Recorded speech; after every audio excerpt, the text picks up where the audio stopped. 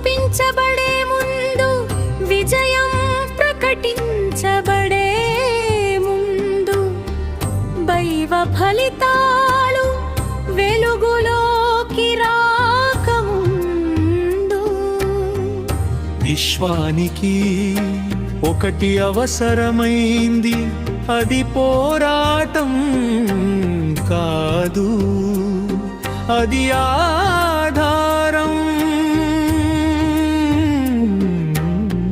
విష్ణువు అవతార క్రమంలో రెండవ అవతారం, రాజుగా కాదు, యోధుడిగా కాదు, నిశ్శబ్దంగా మోయగల శక్తిగా అవతరిస్తుంది. ఇది కూర్మావతారం కథ. విశ్వ సమతుల్యతకు పునాది అయిన దైవ తాబేలు కథ.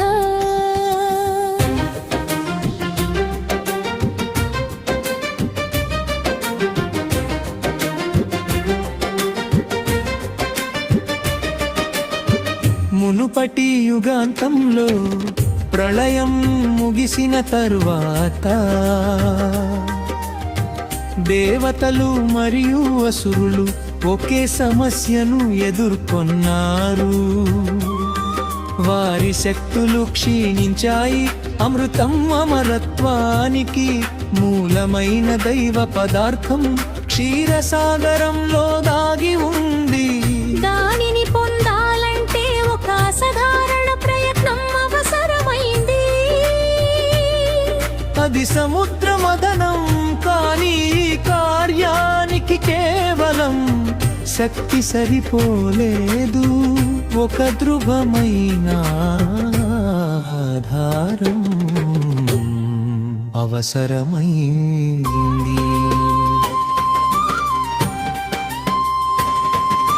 మంద్రపల్మతాన్ని మదన దండంగా ఎంచుకున్నారు. వాసుకి నాగాన్ని తాడుగా ఉపయోగించారు. మదనం ప్రారంభమైన క్షణంలోనే భారీ మంద్ర పర్వతం సముద్రంలో మునిగిపోవడం మొదలైంది. అంతటితో కార్యం నిలిచిపోయింది. ఆధారం లేకుండా దైవ ప్రయత్నం కూడా విఫలమవుతుంది. ఈ అస్తవ్యస్త పరిస్థితిలో విష్ణువు ఒక కీలకమైన నిర్ణయం తీసుకున్నాడు. విష్ణువు కూర్మ అవతారంగా అవతరించాడు. అతడు క్షీరసాగర గర్భంలోకి దిగాడు. అక్కడ తన విశాలమైన వెనుకపై మంద్ర పర్వతాన్ని మోసుకున్నాడు. కూర్ముడు మాట్లాడలేదు. ఆజ్ఞాపించలేదు, పోరాడలేదు, కేవలం మోషాడు. ఆ నిశ్శబ్ద భారం మోయడమే విశ్వ చరిత్రలో ఒక మలుపుగా మారింది.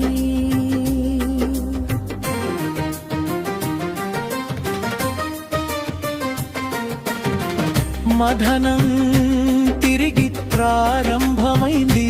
క్షీరసాగరం తన అంతర్లీన రహస్యాలను వెలికి తీసింది. మొదట హాలాహల విషం బయటకు వచ్చింది. అది సర్వ సృష్టిని నాశనం చేసి ప్రమాదాన్ని తెచ్చింది. తర్వాత అనేక దైవ సంపదలు వెలుగులోకి వచ్చాయి. ఈ సమస్త ఘటనల మధ్య కూర్ముడు మాత్రం కదలలేదు. అతడు కనిపించలేదు, కానీ ప్రతిదానికి ఆధారంగా నిలిచాడు.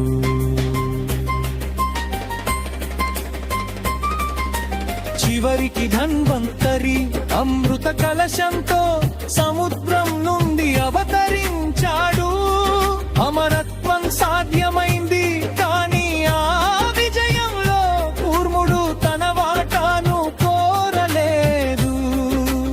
అతడు ప్రశంసలు ఆశించలేదు తన పని పూర్తయిన వెంటనే నిశ్శబ్దంగా తన పాత్రను ముగించాడు ఇదే కూర్మా అవతారమహంగు కూర్మావతారం కేవలం ఒక పురాణ ఘట్టం కాదు అది ఒక జీవన తత్వం పురోగతికి సహనం అవసరం విజయానికి స్థిరత్వం అవసరం మార్పు రావాలంటే ఎవరో ఒకరు భారాన్ని మోసే సిద్ధత ఉండాలి కూర్ముడు చెబుతున్న సందేశం ఇదే స్థిరత్వం బలహీనత కాదు ఎదరత్యున్నత శక్తి అవతారాల ప్రభావాన్ని గమనించండి మత్స్యురోద్యోగాన్ని లక్షించారు కూర్ములు ప్రక్రియలో నిరబత్తరు ఆ కరుమాతరు భూమి రక్షణకు వదాహ అవతారు వచ్చే పది ప్రకృతి యొక్క సహజాక్రమం ఆధారం లేకుండా ఎదిల్మానం నిలవదు పురులుదాహారం ఈ రోజకి కూర్మావతారం నెల చొప్పనే